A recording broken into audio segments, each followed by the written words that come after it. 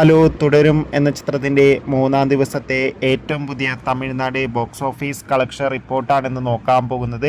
വീഡിയോയിലേക്ക് മുൻപ് video like ചെയ്യുക, ചാനൽ സബ്സ്ക്രൈബ് ചെയ്യുക. ഈ വരുന്ന ഏപ്രിൽ മെയ് മാസം അങ്ങോട്ട് ധാരാളം ചിത്രങ്ങൾ OTT റിലീസ് ചെയ്യും. നമ്മുടെ ചാനൽ ഭാഗം പരിശോധിച്ചാൽ നിങ്ങൾക്ക് ആ വീഡിയോയ്ക്ക് കാണാൻ വേണ്ടി സാധിക്കുന്നതായിരിക്കും.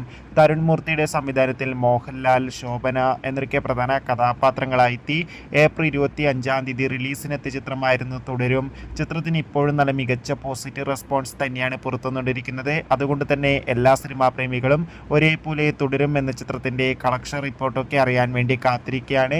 ഫൈനലി ചിത്രത്തിൻ്റെ മൂന്നാം ദിവസത്തെ തമിഴ്നാട് ബോക്സ് ഓഫീസ് കളക്ഷൻ റിപ്പോർട്ടൊക്കെ പുറത്തുവന്നിരിക്കുകയാണ്.